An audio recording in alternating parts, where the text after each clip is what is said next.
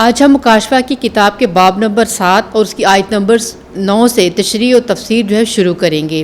اس تشریح و تفسیر کو سکھانے کے لیے اسٹوڈیو میں میرے ساتھ موجود ہیں مبشر انجیل بابو صابر احمد صاحب۔ بابو جی، پروگرام میں خوش آمدید کہتی ہوں میں آپ کو۔ شکریہ جی ناظرین، آج ہم جس طرح سے دیکھ رہے ہیں کہ آج ہم مکاشفہ کی کتاب باب نمبر 7 اس کا دوسرا حصہ جو ہے اس میں شامل ہونے کے لیے جا رہے ہیں۔ مکاشفہ کی کتاب کو سمجھنے کے لیے میں ہمیشہ بتاتا ہوں کہ ہم اس کو نہیں سمجھ سکتے جب تک ہم پہلی صدی کے سیاق و سباق کو نہیں سمجھتے، اس وقت کے حالات کو نہیں سمجھتے۔ کیونکہ یہ کتاب جو ہے وہ پہلی صدی کے ان شہداء کے لیے، ان مصیبت زدہ لوگوں کے لیے، ان ایذا رسانیاں برداشت کرنے والے لوگوں کے لیے ہیں جو یسوع مسیح کی گواہی دینے کی بنا پر آتی تھی۔ کیونکہ ہم دیکھتے ہیں کہ دومیشیان بادشاہ جو ہے اس نے انتہا کر دی تھی ظلم کی، تو اس لیے مسیحی لوگ جو ہیں ان تمام ایذا رسانیوں سے گزرتے ہوئے بھی یسوع مسیح جو ہے اس کی گواہی دیتے ہیں کہ یسوع مسیح زندہ خدا کا بیٹا ہے، وہ مردوں میں سے جی اٹھا ہے، وہ ہمارا نجات دہندہ ہے۔ تو اس لیے یہ کتاب جو ہے ایسے لوگوں کے لیے تحریر کی گئی جو بالخصوص پہلی صدی میں ان ایذا رسانیوں سے گزر رہے ہیں، اور بالعموم یہ کتاب تمام بنی نوع انسان کے لیے جو یسوع مسیح پر ایمان لانے کے سبب سے دکھوں میں، تکلیفوں میں، پریشانیوں میں، قیامت تک ان پریشانیوں سے اس کا جو ہے وہ انکاؤنٹر ہوتا ہے، اس کا سامنا ہوتا ہے، تو ان تمام لوگوں کے لیے جو ہے یہ کتاب تسلی اور تشفی کا باعث ہے۔ تو اس لیے ہم اس کتاب میں دیکھیں گے کہ جو اس زمانے میں دکھی لوگ تھے ان کو کس طرح سے یہ تسلی دیتی ہے۔ میڈم جی ہم سب کے لیے آیت با آیت پڑھیں گی۔ میں گزارش کروں گا کہ میڈم جی ہم سب کے لیے نامی آیت پڑھیں گی اور پھر ہم اس پر غور و خوض کریں گے۔ شکریہ۔ مکاشفہ 7 باب اور اس کی نامی آیت۔ ان باتوں کے بعد میری نظر کی تو کیا دیکھتا ہوں کہ ہر قوم اور قبیلے اور امت اور زبان میں سے ایک ایسا بڑا ہجوم جسے کوئی شمار نہیں کر سکتا تھا، سفید جامہ پہنے اور اپنے ہاتھوں میں کھجور کی ڈالیاں لیے ہوئے تخت اور برہ کے حضور میں کھڑا ہے اور بلند آواز سے للکار کر کہتا ہے کہ ہاں، تو ہم دیکھتے ہیں کہ یہاں پر جس طرح سے ہم نے اس سے پہلی 8ویں آیت میں پچھلے پروگرام میں دیکھا تھا کہ 1,44,000 جو ہے اس پر مہر کی گئی ہے، لیکن 9ویں آیت میں جو ہے یہاں پر یہ بات بالکل واضح ہو جاتی ہے، صاف ہو جاتی ہے کہ بے شمار ایسا گروہ جسے کوئی شمار نہیں کر سکتا۔ میں نے دیکھا کہ جیسے ابراہیم سے کہا گیا تھا کہ ان آسمان کے ستاروں کو گن، اگر تو گن سکے تو ایسے ہی تیری اولاد ہوگی۔ تو اس طرف یہاں پر اشارہ کیا گیا ہے، کیونکہ مسیحی امت جو ہے وہ باپ ابراہیم کو اپنا باپ مانتی ہے، ابراہیم کی سچی نسل سے ہے، تو اس کو کوئی گن نہیں سکتا، اس کو کوئی شمار نہیں کر سکتا۔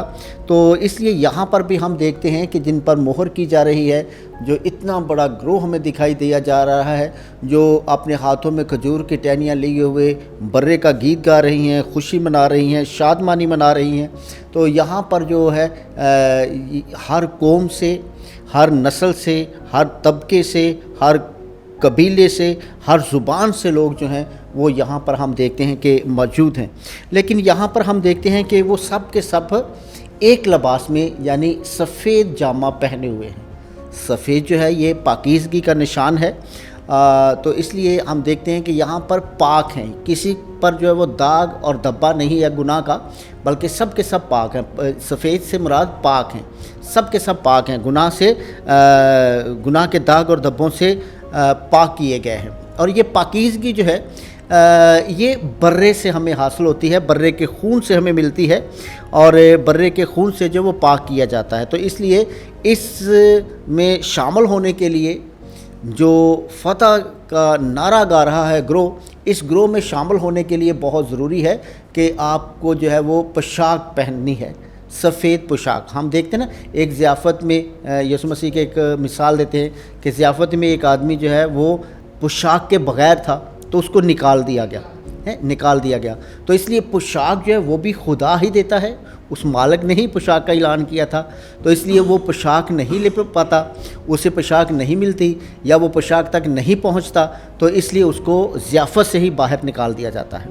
تو اسی طرح سے ہم دیکھتے ہیں کہ پوشاک حاصل کرنا یہ ہم دیکھتے ہیں کہ خداوند یسوع مسیح جو ہے اس سے ہمیں حاصل ہوتی ہے, اور خداوند یسوع مسیح خدا کا بیٹا ہمارے لیے مر گیا, ہمارے لیے وہ قربان ہوا, ہمارے لیے اس نے دکھ اٹھایا, ہمارے لیے وہ جی اٹھا, ہمارے لیے وہ آسمان پر جاتا ہے, ہمارے لیے وہ وعدہ کرتا ہے کہ میں تمہارے لیے دوسرا مددگار بھیجوں گا, یعنی خدا کا پاک روح. یسوع مسیح نے کہا کہ میں دنیا کے آخر تک ہر روز تمہارے ساتھ ہوں.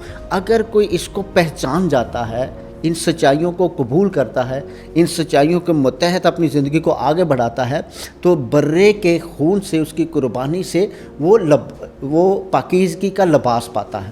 اور یہ پاکیزگی کا لباس جب مل جاتا ہے تو پھر اسے کوئی چھین نہیں سکتا, اس سے کوئی ہم سے لے نہیں سکتا. تو اس لیے یہاں پر جو ہم دیکھتے ہیں کہ برے کی طرف سے پوشاک دی گئی ہے, اور یہ پوشاک ہمیشہ ہمیشہ کے لیے ہے, اس کو کوئی واپس نہیں لے سکتا, اور اس ہمیشہ کی خوشی میں جو ہے جو انسان شامل ہو جاتا ہے. تو یہاں ہم دیکھتے ہیں کہ یہ بہت بڑا گروہ جو ہے یہ خدا کے لوگ ہیں, خدا کو ماننے والے, یسوع مسیح کے خون خریدے, یسوع مسیح کے خون سے دھلے ہوئے, اور یسوع مسیح کے خون سے ان کو پاکیزگی کا لباس ملا ہے, پاکیزگی کی پوشاک ملی ہے. جی. تو ہم یہاں پر دیکھتے ہیں کہ ان کے ہاتھوں میں کھجور کی ڈالیاں بھی ہیں. کھجور کی ڈالیاں جو ہیں یہ فتح مندی کا نشان ہے, کہ انہوں نے زندگی کو فتح کیا ہے, زندگی کو حاصل کیا ہے, بہت ساری اعضاء, بہت سارے دکھوں سے گزر کر انہوں نے دنیا کے تاریکی کاموں کا مقابلہ کیا ہے. کیونکہ جب تک یہ دنیا قائم ہے ہم دیکھتے ہیں کہ اگر سچائی ہے تو اس کے متضاد بھی ہے, اگر محبت ہے تو نفرت بھی ہے.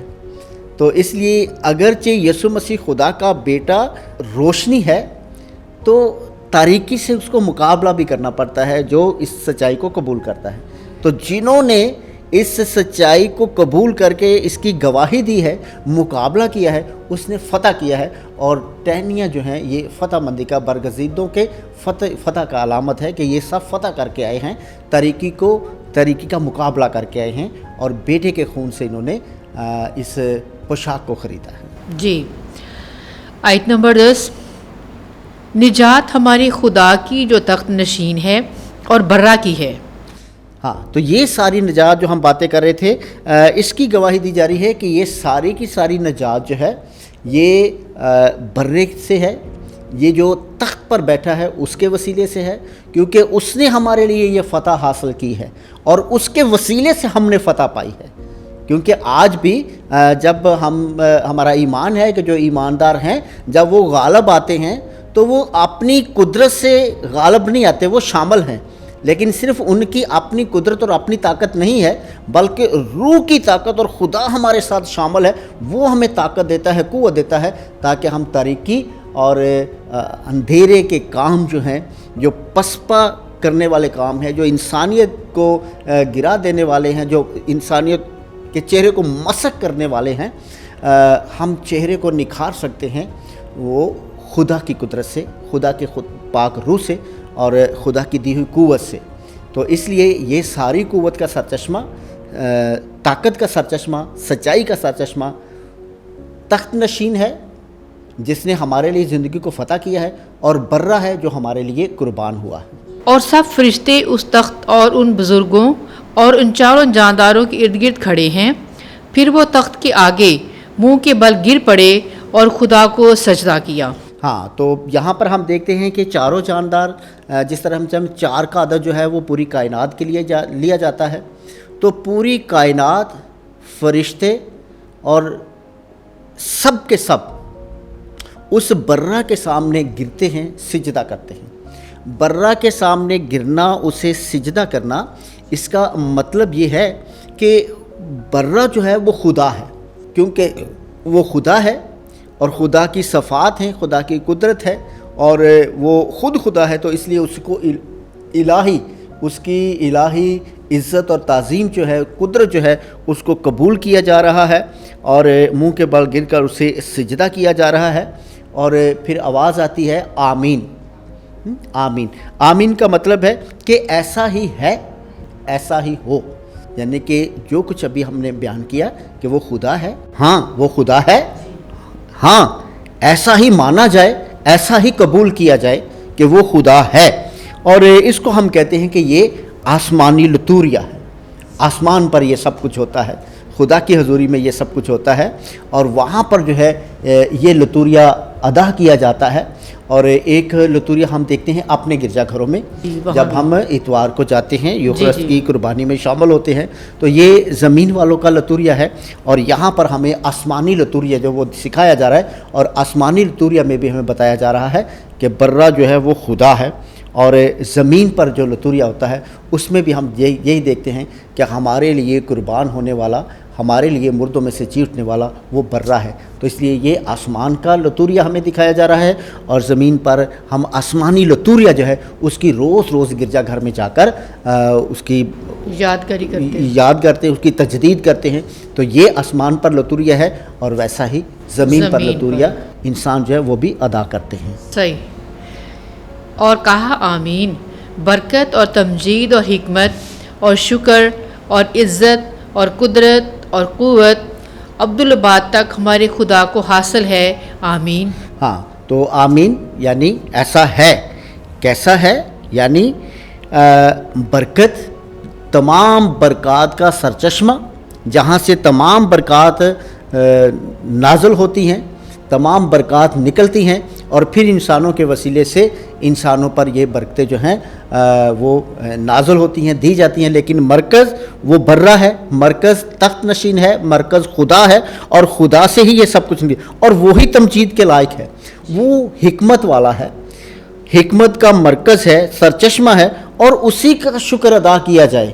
وہ کامل عزت کے لائق ہے، وہ قدرت والا ہے، تمام قدرت اسی سے نکلتی ہے، تمام قدرت کا مرکز وہی ہے، تمام قدرت کا سرچشمہ وہی ہے، تمام طاقت کا سرچشمہ وہی ہے، کیونکہ وہیں سے زندگی نکلتی ہے، اور پھر زندگی ساری کائنات میں سرایت کرتی ہے، ہر انسان میں سرایت کرتی ہے، کائنات میں سرایت کرتی ہے، کائنات کی ایک ایک چیز میں جو وہ سرایت کرتی ہے. لیکن مرکز ایک ہی ہے، اور وہ خدا ہے، وہ برہ ہے، اور عبدالآباد تک، ہمیشہ سے ہمیشہ تک قائم رہنے والا ہے.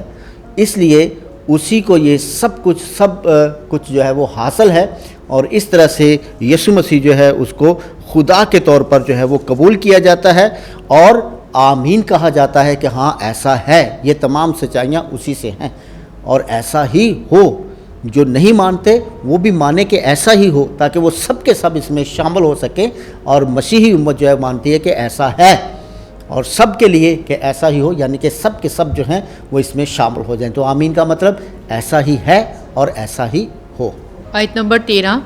اور ان بزرگوں میں سے ایک نے مجھ سے خطاب کر کے کہا کہ جو سفید جامے پہنے ہیں وہ کون ہیں اور کہاں سے آئے ہیں؟ ہاں تو یہاں پر ہم دیکھتے ہیں کہ یوحنا جو ہیں، جو مکاشفہ کے مصنف ہیں، جن کے وسیلے سے یہ سچائیاں تحریر ہوئیں، تو وہ دیکھتا ہے کہ میں اسی اثنا میں دیکھ رہا تھا، تو ایک شخص جو ہے، ایک بزرگ جو ہے، اس نے میرے کندھے پر ہاتھ رکھا اور مجھ سے سوال کیا کہ کیا تم جانتے ہو کہ یہ سارے کے سارے کون ہیں؟ یہ سارے کے سارے لوگ کہاں سے آئے ہیں؟ تو یہ سوال جو ہے وہ یوحنا کے ساتھ کیا گیا ہے اس آیت میں، اور یوحنا جو ہے وہ اس کی طرف دیکھتا ہے، اور پھر ہم دیکھتے ہیں کہ اگلی آیت میں کیا ہوتا ہے. میں نے اس سے کہا کہ اے میرے آقا، تو ہی جانتا ہے.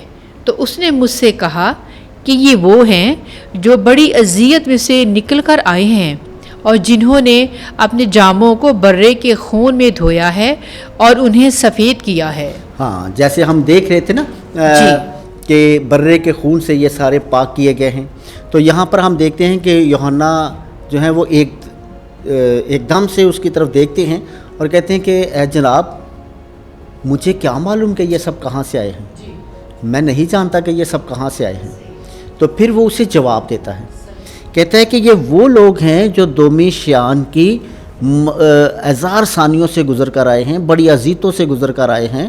تو یہ جو اذیتیں جو دومیشیان کی ہیں، اگر ہم دیکھیں تو یہ بہت بڑی اذیتیں تھیں. کہتے تھے کہ جو یسوع مسیح کا نام لینے والا تھا کہ یسوع مسیح میرا نجات دہندہ ہے، اس کو پکڑتے تھے، کیونکہ اس وقت یہ بجلی نہیں تھی، تو چوکوں کو روشن کیسے کیا جاتا تھا کہ ان کو بڑی بلی کے ساتھ کسی لکڑی کے ساتھ کسی اور چیز کے ساتھ باندھ دیتے تھے، اس کو باندھ دیتے تھے، اور باندھنے کے بعد اس کے سر پر مشل جو ہے وہ جلا دیتے تھے، اور وہ رات مشل جلتی رہتی اور پھر پگھل کر اس کے جسم پر پڑتی، اور پھر جب اس کے جسم پر پڑتی تو اس کا جسم آہستہ آہستہ جلنا شروع ہو جاتا، اور وہ چیختا اور چلاتا، اور جو ان پر ظلم کرنے والے تھے وہ کہتے تھے کہ جب یہ انسانی جسم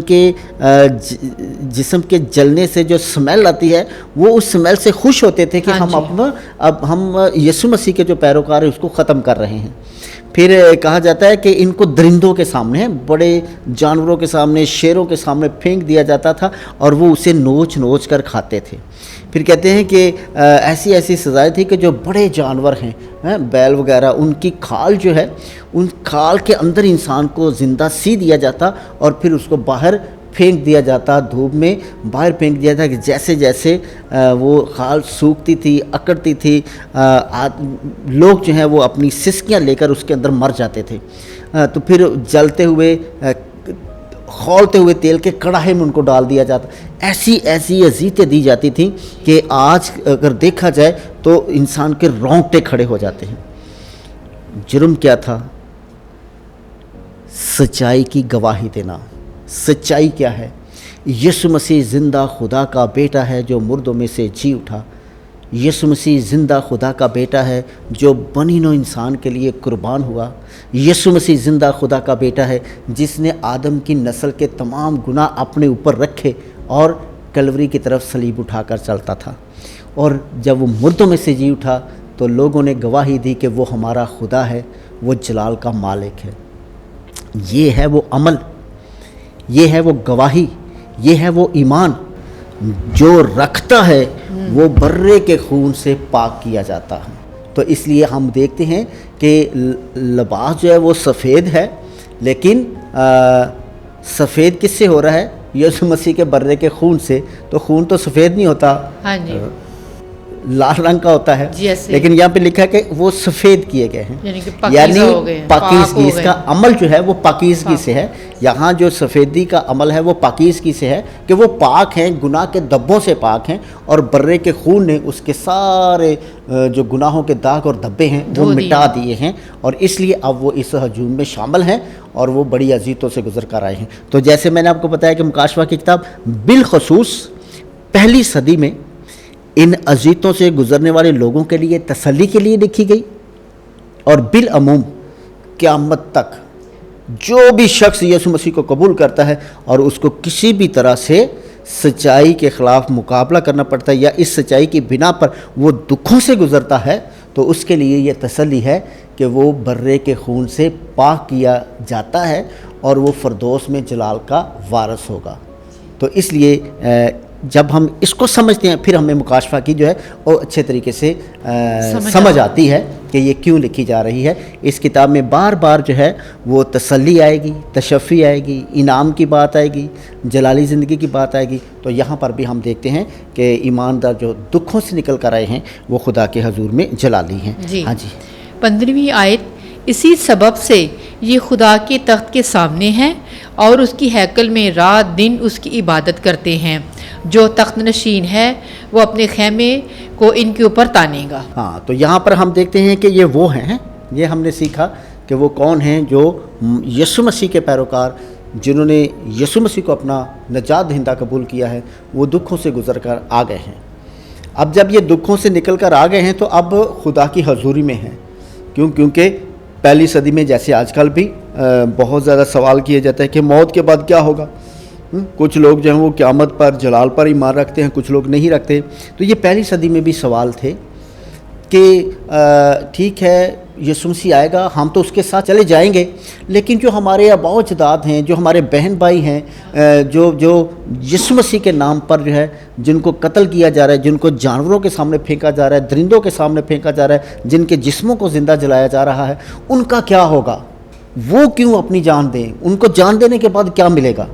تو اس لیے یہاں پر دکھایا گیا ہے کہ جو یسوع مسیح اور سچائی کی خاطر اور اس ایمان کی خاطر جان دیتا ہے وہ خدا کے حضور پاک اور پوتر کیا جائے گا، اور وہ برے کے خون سے پاک ہوگا، کیونکہ وہ برے کی گواہی کے سبب سے جو ہے وہ ان دکھوں اور تکلیفوں سے گزرتا ہے۔ اور پھر نگہبان بھی وہاں پر برہ ہی ہوگا۔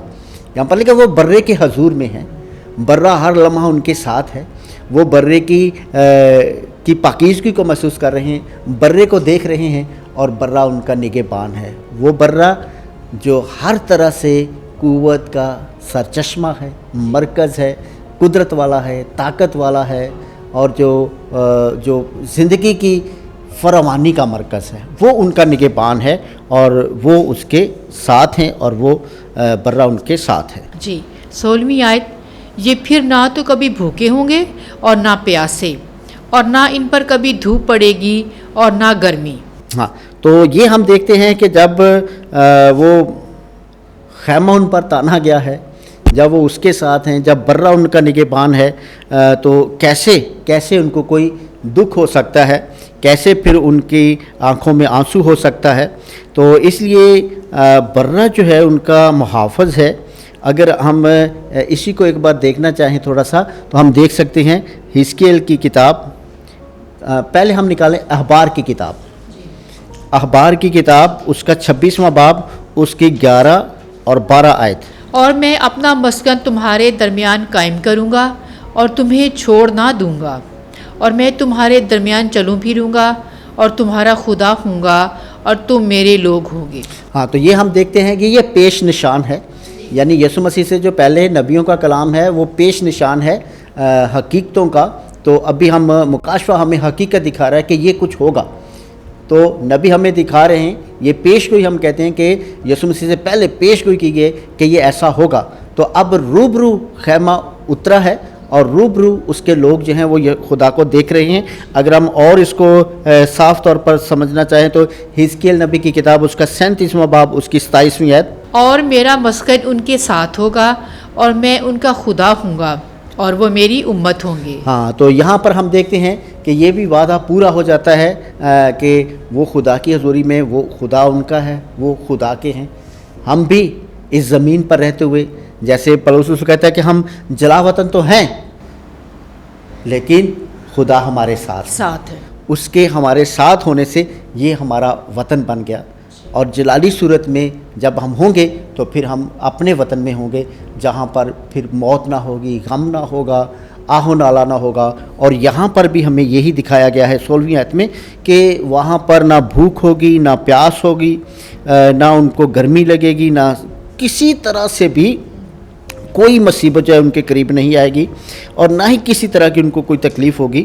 اگر ہم اس کا بھی پیش نشان دیکھنا چاہیں تو اشعیاء نبی کی کتاب اس کا 49 باب، اس کی 10ویں آیت، وہ نہ بھوکے ہوں گے اور نہ پیاسے، اور نہ گرمی اور نہ دھوپ سے انہیں کچھ زر پہنچے گا، کیونکہ ان کا رحمان ان کا ہادی ہوگا اور پانی کے چشموں کی طرف انہیں لے جائے گا۔ ہاں، تو یہاں ہم نے دیکھا کیونکہ برہ جو تخت کے بیچوں بیچ ہے وہ ان کی نگہبانی کرے گا، ان کو حیات کے چشموں کے پاس پہنچائے گا، خدا ان کی آنکھوں کا آنسو پونچھ دے گا، کیونکہ خدا کا مسیح ان کو چرائے گا، خدا کا بیٹا جو ہے ان کی نگہبانی کرے گا، خدا کا بیٹا جو ہے ان کا محافظ ہوگا، وہ ان کو سب کچھ مہیا کرے گا، وہ ان کو زندگی کے چشموں تک پہنچائے گا، اور وہ اس کی آواز کو سنتے ہوئے زندگی کی فراوانی کو محسوس کریں گی۔